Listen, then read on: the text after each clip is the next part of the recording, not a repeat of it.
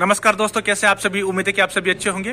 तो आज का ये वीडियो मैं उन सभी लोगों के लिए बना रहा हूं जो मुझसे पूछते रहते हैं कि सर हम थोड़ा स्पीड से कैसे बोले, है ना, फ्लुएंसी के साथ थोड़ा कैसे बोले। ठीक है, तो इसी के बारे में एक छोटा सा एक ट्रिक बताने जा रहा हूं मैं आपको, एक तरीका बताने जा रहा हूं आज, है ना। ये स्पेशली वीडियो है B1 और B2 के बच्चों के लिए। C1 का तो आप वो बात है ही। अगर A1 A2 के बच्चे हो आप, अगर फिर भी अगर आपको ये ट्रिक समझ में आ जाती है, फॉलो कीजिएगा। अगर थोड़ा कठिन लगे थोड़ा टाइम के साथ इसको फॉलो कीजिएगा, है ना। क्योंकि कभी कभी टाइम होता है कि हम स्पीड से बोल नहीं पाते, या कोई जो नोटिव बंदा है वो तो स्पीड से बोलता है, तो हम समझ नहीं पाते बोल के क्या चला गया, ग्रामर भी इसने फॉलो करी है कि नहीं करी है।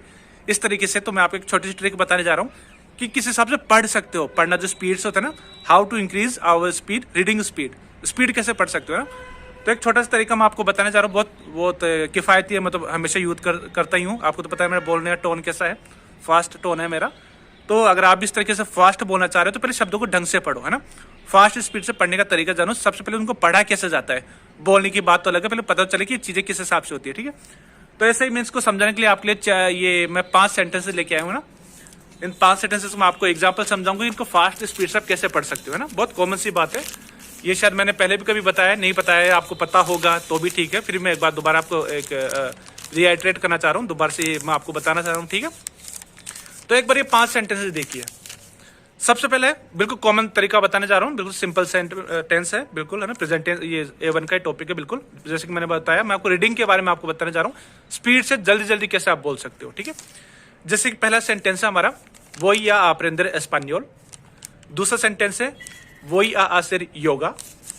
तीसरा है yo no soy idiota। चौथा है es un buen hábito। और पांचवा है la apoyas। सिंपल सी बात है, ला अपोयास। तो हमारा देखो एक बहुत अच्छा बेसिक सी आपको तरीका मैं आपको बताना चाह रहा हूं। जब भी कभी पर भी आपको 2 वोकाल का साउंड एक साथ सिमिलर मिल जाए, उसको एक कर दो। एक कहने का मतलब, जैसे मैं बोलता हूं voy a aprender español। अब आज देखो बीच में आया, इसके अगले वाला शब्द भी आ से शुरू हो रहा है, तो दोनों को साउंड को एक कर दो। सिंपल सी थ्योरी है, कुछ ज्यादा नहीं करना। तो कहने का मतलब, अगर मैं स्पीड से मैं पढ़ूंगा तो मैं क्या बोलूंगा, voy a aprender español।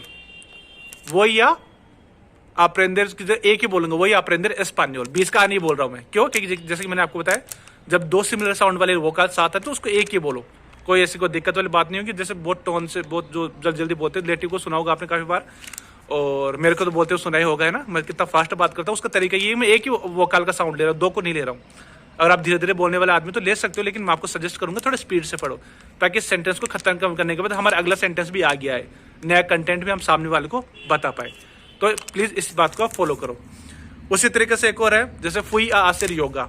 फिर से देखो, आ के बाद क्या है, आसिर। आसिर का क्या साउंड है, आ। तो फिर से मैं इसका ए का साउंड है, आ वाला, गायब कर दूंगा, सिर्फ ए के साउंड लूंगा। जैसे मुझे पूछे कल रात का तुम कहाँ गए थे, तो मैं क्या बोलूंगा, फुई आसिर योगा, फुई आसिर योगा, फुई आ आसिर योगा, फुई आसिर योगा। अगर आप स्लो बोल रहे, टोन धरे, लेकिन मैं आपको बस ट्रिक बताने जा रहा हूँ, है ना।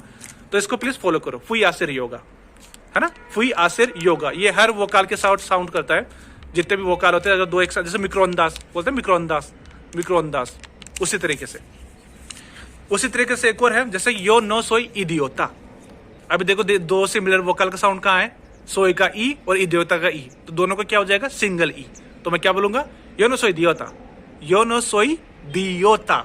अब मैं इडियोता नहीं बोल रहा, क्योंकि ई का साउंड मैं सोई में ले चुका हूं, तो कैसा बोलूंगा, यो नो सोई दियोता, यो सोई दियोता, यो सोई दियोता। तो इसका भी ध्यान रखें, क्योंकि कभी कभी बच्चे पूछते हैं, सर ये तो पता नहीं उल्टा क्या बोल रहा है, मैं समझ नहीं पा रहा हूँ, ये ऐसा शब्द होता भी एक नहीं होता है, तो एग्जिस्ट होता है। ठीक है, ये बोलने का टोन है, क्योंकि वो नेटिव वाला तरीका है, तो इसी तरीके से हम समझ सकते हैं। इसी तरीके से एक और चीज मैं आपको बताना चाह रहा हूँ, ये बिल्कुल इंग्लिश का ही तरीका है। इंग्लिश में भी क्या होता है, जैसे कोई शब्द कॉन्सोनेंट पे खत्म हो रहा है ना, व्यंजन पे खत्म हो रहा है, और उसके बाद कोई वाउल आ जाता है या वोकाल आ जाता है, तो उसका साउंड वोकाल में मैच हो जाता है। जैसे स्पेनिश का भी एग्जांपल दे रहा हूं मैं आपको, यह है, धीरे धीरे बोलोगे, कैसे बोलोगे, एस उन बुएन आबितो, इट्स अ गुड हैबिट, एक अच्छी आदत है। लेकिन अगर आप स्पीड से पढ़ रहे हो, तो जो एंड में एन आ रहा है उसको आगे वाले वोकाल पे मैच कर दो। इंग्लिश का भी यही नियम है, अगले वाले वोकाल पे मैच हो जाता है बिल्कुल। तो ये अभी जो एन है, धीरे जब बोल रहा हूं तो मैं क्या बोलूंगा, एस उन बुएन आबितो। लेकिन जब मैं फास्ट बोलूंगा, मैं क्या बोलूंगा, एस उन बुएन आबितो, बुएन ना बीतो। एन दे, बिल्कुल एन नहीं छोड़ रहा हूं मैं, ना का जो साउंड था एन, उसके बाद मैंने आबितो का आ ले लिया, एस उन बुएन आबितो। अगर मैं धीरे धीरे बोलूंगा कैसे बोलूंगा, एस उन बुएन आबितो, लेकिन फास्ट कैसे बोलूंगा, एस उन बुएन आबितो। समझ रहे हो? तो प्लीज इसको भी फॉलो कीजिएगा। इसी तरीके से लास्ट सेंटेंस जो हमारा बच गया बिल्कुल छोटा सा है, ला पोयस। मैं इसको कैसे पढ़ता हूं, आप कैसे पढ़ोगे सेंटेंस को, ला अपोयस, ला अपोयस, लेकिन मैं क्या पढ़ूंगा, ला पोयस, ला पोयस, ला अलग पोयस, क्योंकि आ साउंड मैच हो गया तो ला पोयस, सी ला पोयो, सी ला पोयो। तो मैं क्या करना चाहता हूं, सी ला अपोयो। तो यही मैं आपको तरीका बताना चाह रहा था। कभी कभी बच्चों की सोचते थे रीडिंग कैसा पढ़े, रीडिंग का तरीका यही है, सबके साउंड को मैच कर दो आपस में। जैसे कि मैंने बताया स्पेनिश क्या है कि फोनेटिक लैंग्वेज है, स्पेनिश कैसे चलती है, दर दर दर दर दर दर दर दर दर दर दर दर दर दर दर।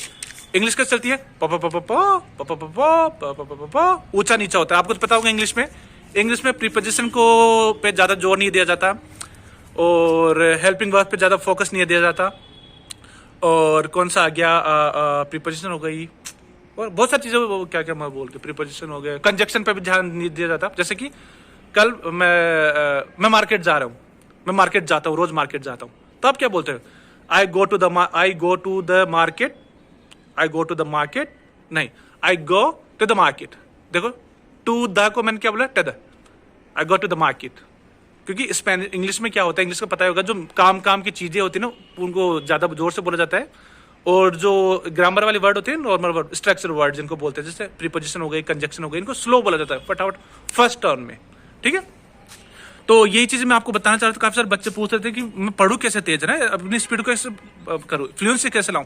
तो फ्लुएंसी आपकी बात की चीज है, पहले पढ़ के तो देखो फटाफट आप किस हिसाब से पढ़ सकते हो ना, फटाफट की स्पीड को फॉलो करो एक बार, है ना। तो ये तरीका मैंने बताया काफी किफायती, ऐसा बहुत जगह हो सकता है ना। जैसे और भी बहुत सारे शब्द मिल जाएंगे आपको जो सेम सिमिलर का साउंड करेंगे, है ना।